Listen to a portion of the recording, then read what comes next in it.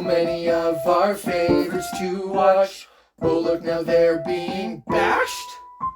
I guess that's what we should expect on the Bullied Nostalgia Podcast. Hello, everybody, and welcome back to another episode of Bullied Nostalgia. I'm one of your four humble hosts, Chance Nesbitt, and I am joined by Timothy. Hello. Kylan. Hello. And Jonathan. Alrighty then. The Bullied Nostalgia Podcast is a podcast where the four of us review movies that Tim and John saw in their childhood, and Kyle and I, as fresh faces of the 21st century, degrade and review with scathing criticism. If you would like to reach out to us, you can reach us at bulliedpod@gmail.com. Is that what it is? Yeah. And we are on pretty much every podcast streaming service around. If not, you can yell at Tim and he'll fix it, probably. Sure. Don't bring your concerns up with me. I don't know what I'm doing. That's very good. But yeah, today, folks, we have just watched Ace Ventura 2. Before we get into what the movie is or all that junk, I want to hear just off-the-cuff first impression. And can I just start by saying that this enthusiasm for Chance is really crazy? I like heights, but We're like going right in. Fun. But yeah, I'm feeling the vibe. The only person I'm not really feeling it from yet is John. And so I just want to do some coaching, John. Like, if you can imagine that this is you dialing in alone from a bathroom, maybe that'll give us some energy like we had in GoldenEye. Did I record from the bathroom in GoldenEye? I guess when Chance and I are together, we have opposite effects. He gets to nap while I do things. Now that he's apart from me, I don't rub off on him. Oh, you were sapping his energy away. Yeah. Yes, Chance is better without me. My very broad take is that there are laugh out loud moments in this movie. Jim Carrey goes over the top and actually has a lot of sayings from the movie that Tim and I would say over and over again growing up. And simultaneously, it's very racist and offensive. That's true as well. Yeah. There's that. Kai and I watched it together, and there were a couple parts where I was like, oh, like, this is still really funny. And then the next part would be like, well, that hasn't aged well. for a movie that I love, this is a terrible movie at some point. Either, well, that's a fun joke, or that's just too much. We don't need to go there. Considering that I did the intro this time, Dad, why don't you swap with me in this role? Why don't you give us a brief explanation of what this movie is? Okay, sure. So this is a sequel movie, because that's how we do in the Nesbitt family.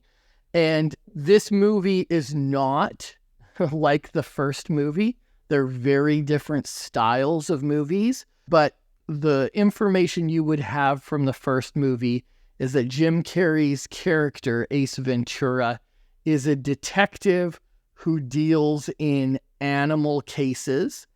And in the beginning of this second movie, he is working a case that ends in tragedy.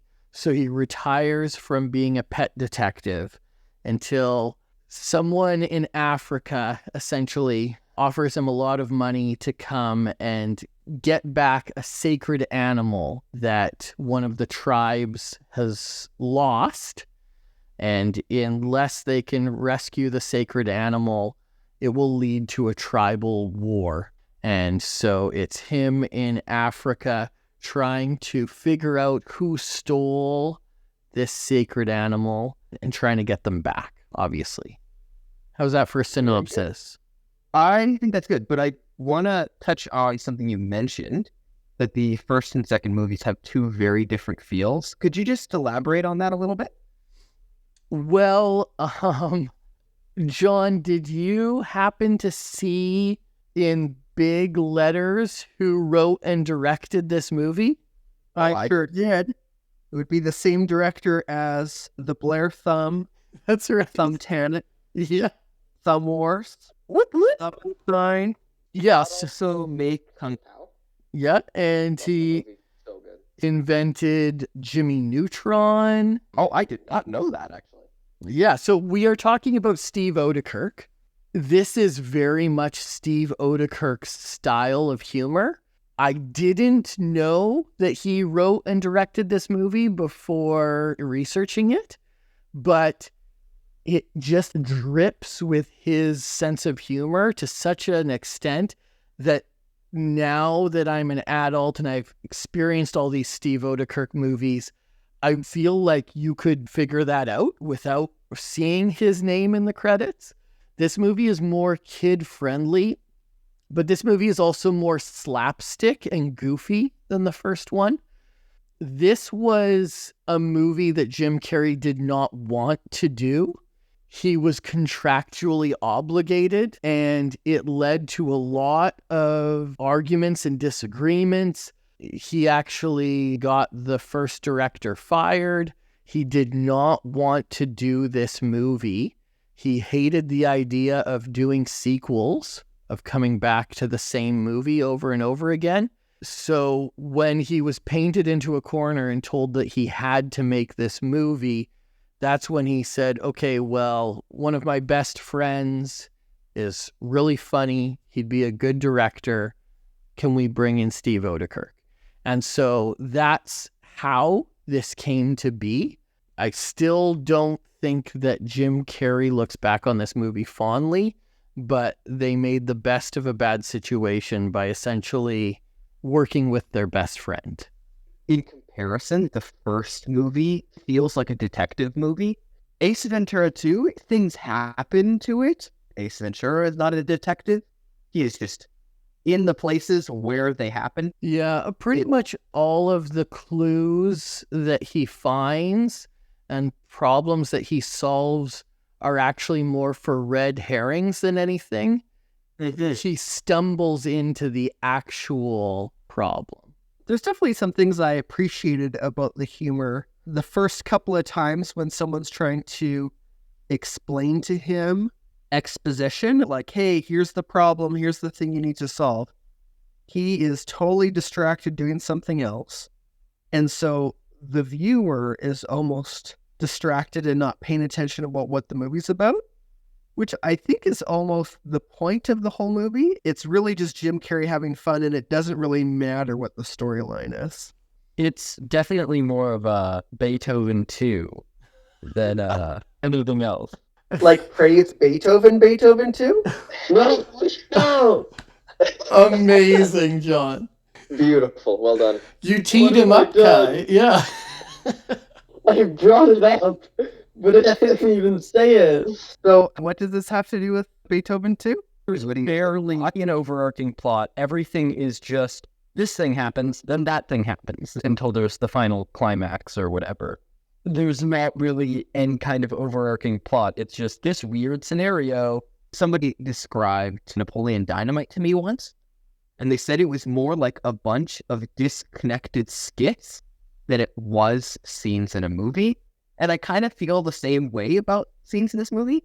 I could totally understand there being an alternate universe where Ace Ventura is an SNL persona, and these are all skits in the show.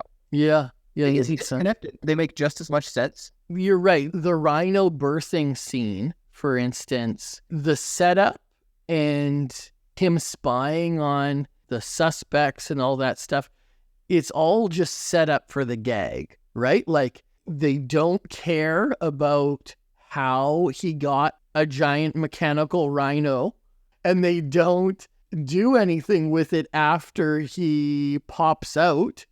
They're doing a song like The Master of Disguise, Man of Mystery, but all of his disguises are just him and his floral. Yeah, that's right. All of his disguises are just him in his floral shirts.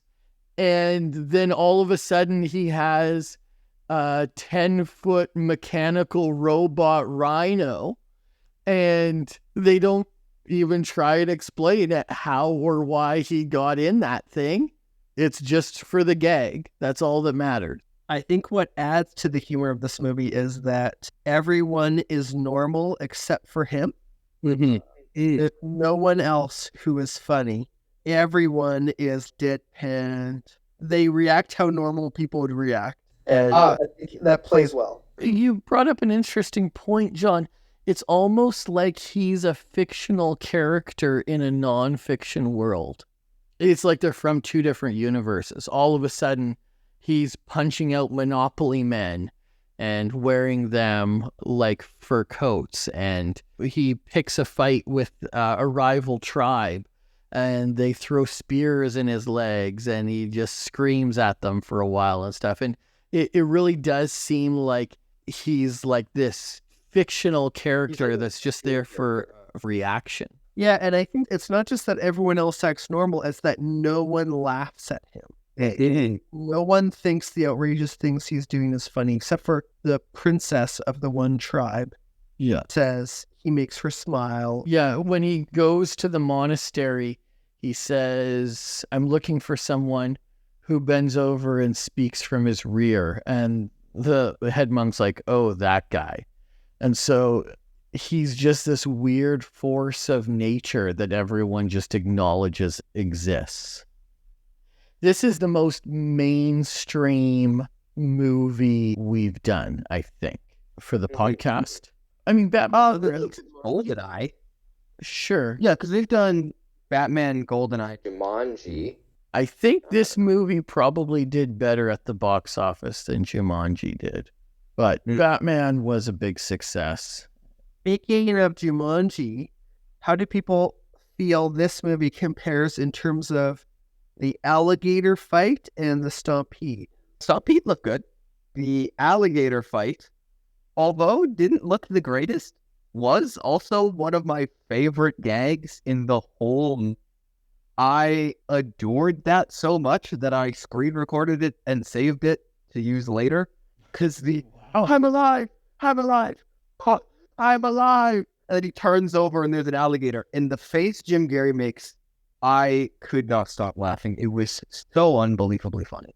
Though it is odd how badly he beat the crocodile for being an animal lover.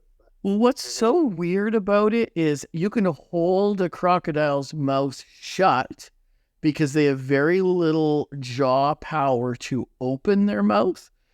Their jaws Yeah, but he are puts himself in his mouth. Yeah, they only have really strong muscles to close their mouth. So it's so ridiculous that his legs are always shoved in the open crocodile's mouth and he's fighting with them like that. Like, there's no way. Even the crocodile knows he's a fictional character. I was impressed by how a lot of the puppetry looked.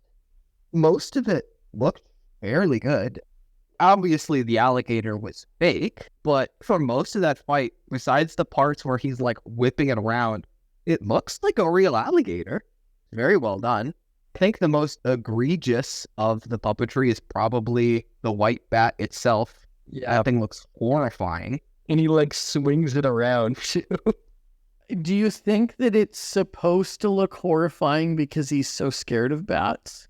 This is an internal recreation. We're viewing this world from Ace Ventura's eyes. Manifestation of his fears. Speaking of Ace's fear of bats, that was probably my favorite running gag in the whole movie. Jim Carrey's allowed to just go wild with how he reacts, and it's very good all the time. I think that the dynamic that they captured really well in this was actually Jim Carrey and Steve Oedekerk's chemistry. That, you know, it was two friends making a movie together, and that Steve Oedekerk would really give him enough rope to be funny, even when it wasn't necessarily what was in the script. There's the scene where they're driving in the truck and he starts singing Chitty Chitty Bang Bang.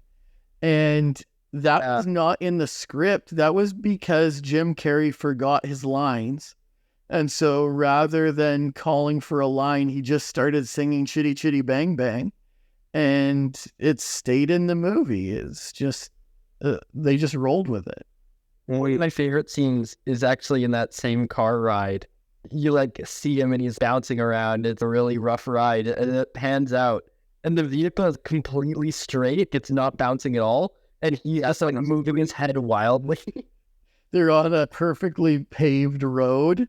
and he's just simulating being out in the outback. What are some of people's favorite jokes? I've mentioned a couple of mine. Kai mentioned the road one.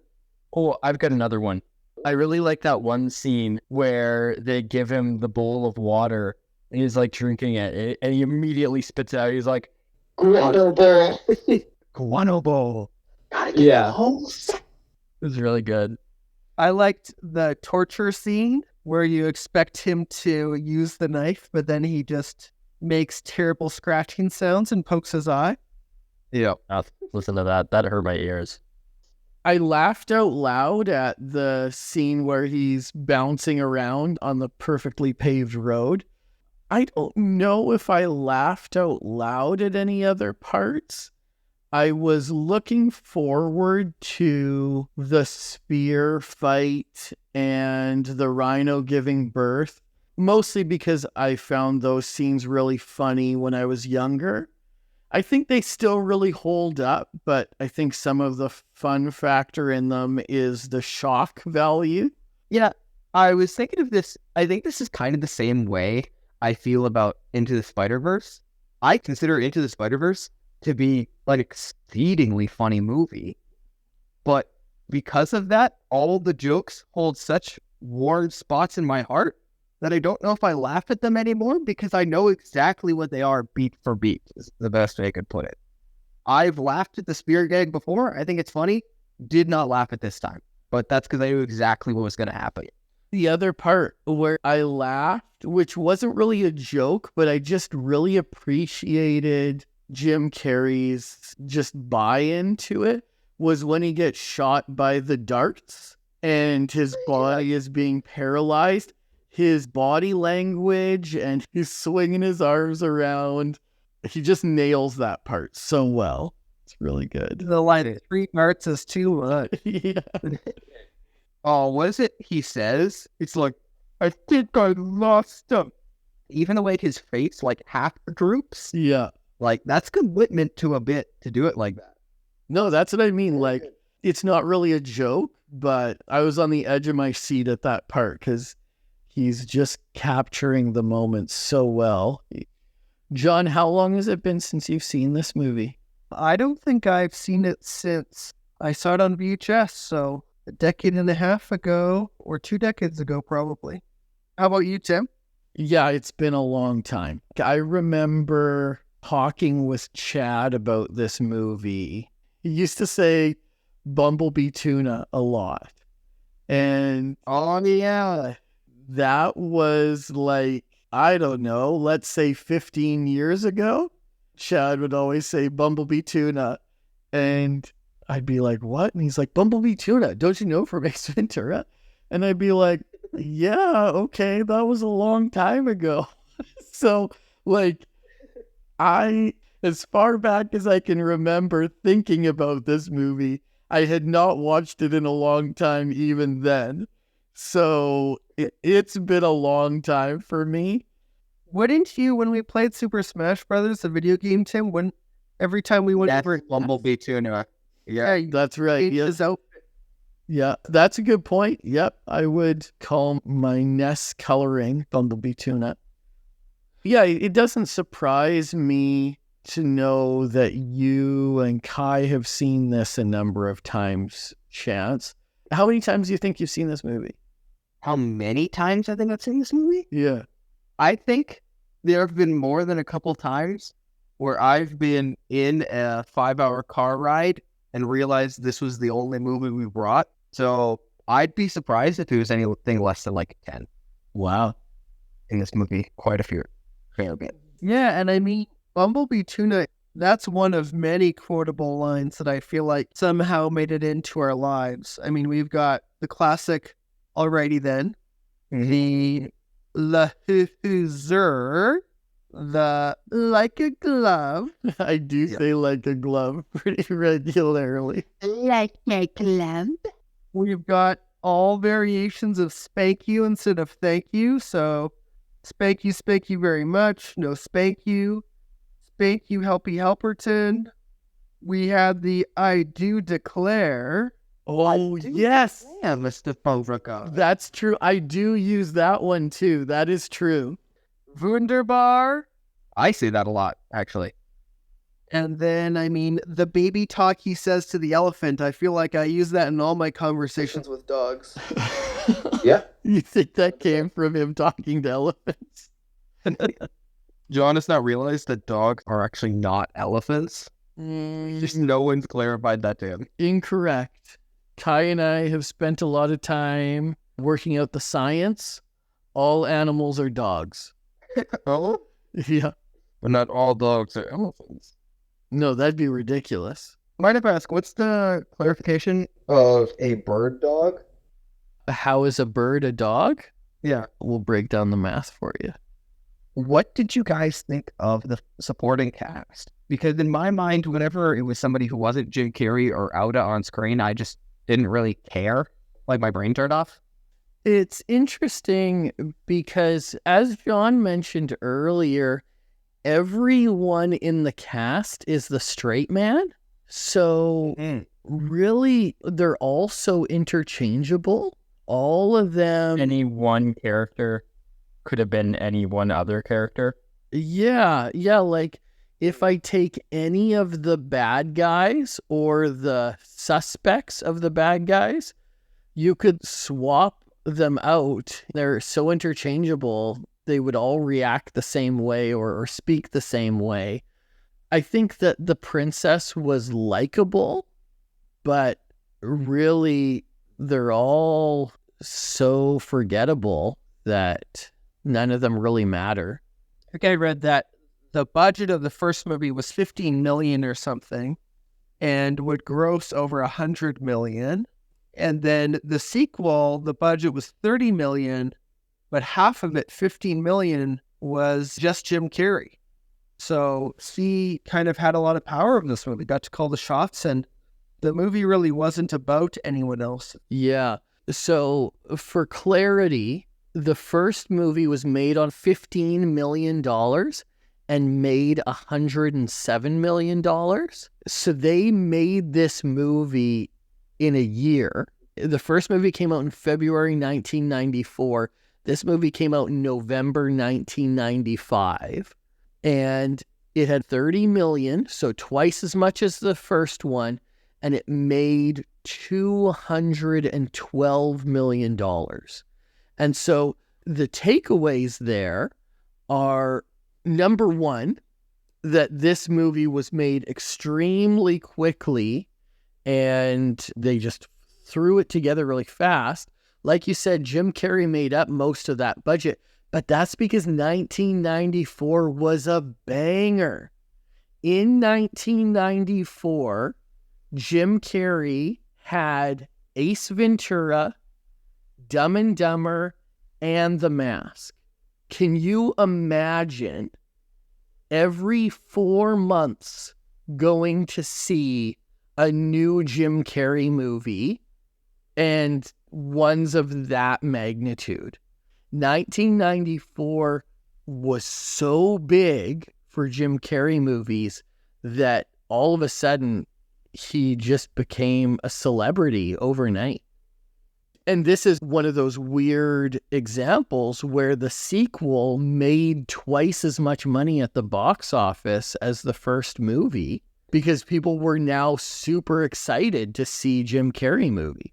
So, because I mean, we even ran into that with a couple of our movies because, as we said, most of the movies we owned were sequels, where there'd be a hit first movie and within a year, they try and pump out a sequel without having planned it beforehand. I mean, that just doesn't really feel like how sequels are done nowadays. Yeah. Well, and the philosophy was striking while the iron was hot, right? I mean, Frozen was the biggest animated movie of all time. And what was it, like 7 years before they got to Frozen 2? It was a pretty decent gap between the two. And Frozen 2 did not do numbers like the first one did. Frozen and Frozen 2 is 9 years. 9 years. Oh my goodness, is even more than I thought. So Mad Max Fury Road won all kinds of Academy Awards. It's a cinematic marvel. And that came out a decade ago. Now the prequel just came out. They had been working on it this whole time. They finally made it, and it's going to fail at the box office. People say it's amazing, but this philosophy of striking while the iron is hot is not one that really gets much buy-in right now. Inside Out came out several years ago, but they're still working on a Zootopia 2. Like, Zootopia came out, I think, in like 2016 or something like that. These movies are so far between sequels that the people who have attachments to them no longer do. I'm not saying that we should rush sequels. In most cases, sequels give diminishing returns, right? When we talked about Beethoven to Beethoven Second, it still did good, but it didn't do as good. When we talked about Ninja Turtles 2, it still did good, but it did not do as good. Ace Ventura is an anomaly because this movie's sequel did twice the box office that the first one did, and that's because when Ace Ventura came out in 1994, it was before Dumb and Dumber and The Mask. Jim Carrey was not a household name. He just did a funny movie. But then all of a sudden, a couple months later, he did another funny movie. And then a couple months later, he did another funny movie. And so all of a sudden, he had this huge draw, this huge star power. And that's why the studio wouldn't let him walk away from a sequel, despite him being extremely vocal. I even remember before the internet knowing that he did not want to do this movie. He was completely unapologetic about it. He was very vocal about it in interviews. He said he never wanted to do a sequel and he would never do another one again. Obviously, many years have passed since then. He did do a Dumb and Dumber sequel 20 years after the first one. He did do Sonic 2. He's probably going to do Sonic 3. But these are things that he's choosing to do, not things that he's being forced to do. Should we hop over to closing? I was just about to say that. We should. Well, hold on. Sorry. Birds or dogs? Oh, right. Birds or dogs. Kind of how we got so off topic. The thing that you first must understand is that everything is a dog. So the first thing that everybody says is seals. Seals absolutely are dogs. Have you ever seen a seal? I don't know if we ever did birds. Did we ever do birds? Right. What is it about a seal? Like, is it the fins? The way that they interact with the world. Yeah. You're seeing meeting you at your door when you come home? I mean, if you think about it, like if you go to West Ed and you go to the seal show, it's like a trained dog that just swims. Exactly. What? These are very fake. And then you take a step further, like dolphins. Dolphins are really just longer seals.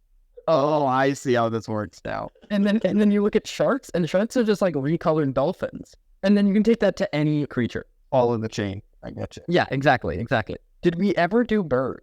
I don't think so, but I think that it would be easy to make a case for how birds are dogs as well. No. It's not a... Well, here's the thing, John. Seagulls are flying rats. Rats are just angry mice, and mice are just really small dogs. No. We can take a step closer to mice. We got to get to rabbit first. I think mice are like small rabbits. A rabbit? Ooh, how do we get to rabbit? So the thing is that you've chosen dog to be the thing that you bring it back to, but you could literally choose anything. Yeah, anything is a dog. We already said that. What? Tell me how a seagull is like, I don't know, a slug. Sorry, what's the origin point? Is the slug the origin point? Yeah. Yeah. Tell me how a slug becomes a seagull. What? Yeah, explain that one to me. Okay, so a slug's like a life form, right? And No. A slug is not like a life form. If I was like, you're not breathe, right? Boom. See, that's too far of a gap. happening. You can look at the behavioral patterns of a seal and the way that they act and the way that they behave, especially sea lions, which aren't seals but are seal adjacent. You just You said look at a a sea shark lion? is like a dog. No, I said a shark is like a dolphin. Yes. So that you can agree to that, right? Dog. Dog. John, was a shark like a dolphin? Yes or no? No. Shark is dolphin. You would say a shark is not like a dolphin? Yes. Why is that? Because One's a mammal and one's a fish. Are they both mammals? No, sharks are not Sharks mammals. are not mammals. If they don't swim, they die. They don't go to the surface for air. You're right. Huh. Anyways. Thus proving that non-mammals are also dogs. so this is one of those things where you have a theory, but you'll not let me explain mine. You're doing it's like a living organism, and all things are like, Wow. Okay, yeah. Oh, that's okay. I think it's in fair judgment to let John make his full argument without interruptions. All right. John, for the sake of it, go ahead. My theory is that everything's a slug. Okay. Slugs move. Slugs are connected to plants because you oftentimes find a slug on a plant. And slugs can be eaten. Okay. And if you think about it, you put some wings on that slug, No, thank you. and then it's flying. What else flies? Just give me an example of what flies. no, you're doing a hypothetical. You're doing a hypothetical. Island. I'm not doing hypotheticals, John. What do you mean hypothetical? He's working it out, Kai. Let him work it out. No, it's okay, Kylan. If you were so secure in your theory, I feel like I'm going to send you a video of seals acting like dogs. And then you can send him a video of slugs flying with the wings. You gotta compare. You gotta compare to the sticker right now. Send me a video of a slug flying through the air. So, for context, I know that my parents loved me, but there are a few traumatic things from my childhood that I bring up from time to time. And one of them is that I had a children's book that my parents got me, and it was all the different ways that you could eat slugs. It was children eating them in sandwiches, children eating them in soup, whatever. And then as you got far enough into the book, then it changed. It was all the ways that slugs would eat humans. And all of a sudden there were these anthropomorphic slugs wearing clothes with like little children in their sandwiches. It was like a little boy in a hot dog bun, and the slugs were eating them. And that messed me up so bad that the idea of putting wings on a slug is a hard no thank you from me. John, what is that? I hate that. I don't want to look at my phone anymore. Give me bleach. I want to burn my eyes out. It has legs. What am I looking at, John? It's a sleegle. A sleegle, a slug sleegle. Legal? Did you get AI to make it for you? Yeah, this is AI art. Well, that's horrible. John, did you look up an AI and quickly generate an image so that you could show us this? Kylan, I haven't seen your dog shark yet. Sent it to you on Discord. All right. Well, with that, let's hop over to closing. Wait, I've got more things. Oh my goodness, you do not. What? No. We usually open it. I'm not talking about the slug. I'm talking about Ace Ventura. Oh, Usually we open it up to any more comments. okay. Okay, I'll give that. Go ahead, John. All right. So there were funny things in this movie, but there were other emotions that stirred up. One of great sadness. I did feel very sad at the tragedy at the start of the movie. Ace Ventura. raccoon? Yes. I don't know if it was that sad for me as a kid, but I was very sad as an adult watching this because raccoons kind of remind me of slugs. And then your dog, John. Dog. Reminds me of my pet slug, Matt. All right, I'm cutting off there. Okay, sir, I've got more. More slugs. No, I think there was some other emotions that came up. I won't go in depth, but there was a lot of racism used in the name of comedy. It was interesting. I was just reading something that said that Jim Carrey, looking back, doesn't feel too great about that stuff.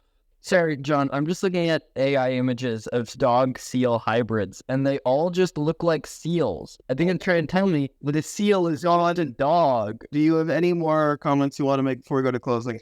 Yes, the last one is about just Jim Carrey in general. I don't know if you guys can think of any actors or actresses prior to Jim Carrey, or even after him for that matter, who have been that over the top with that much body comedy.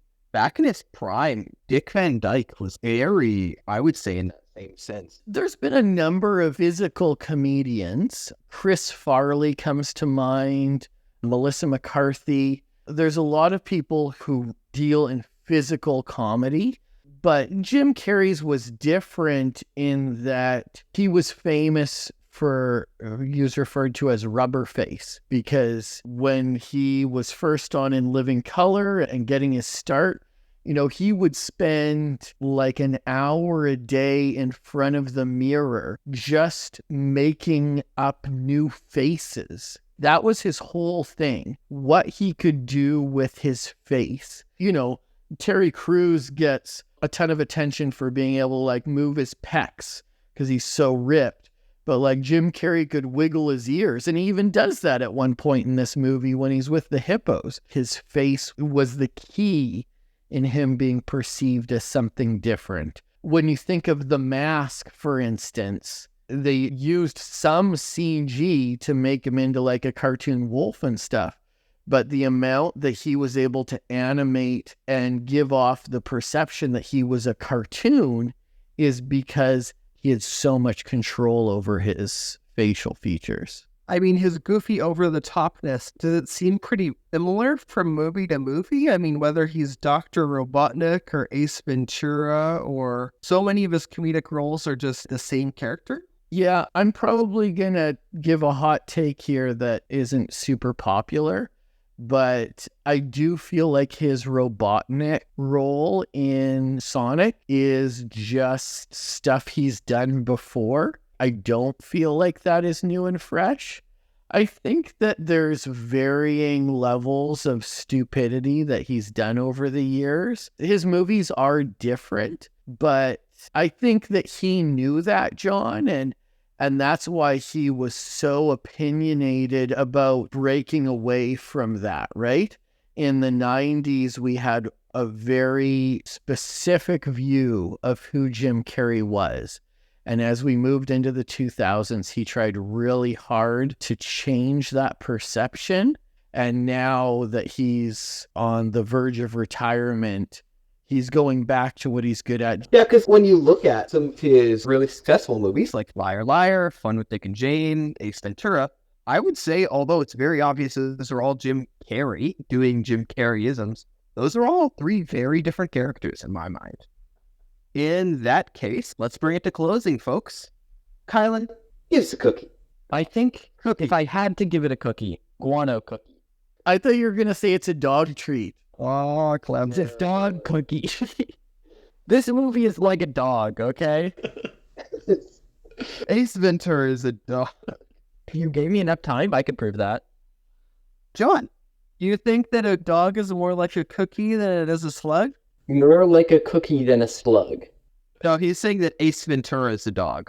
The issue here is that you have to take a step from living to non-living. Are they letting this happen?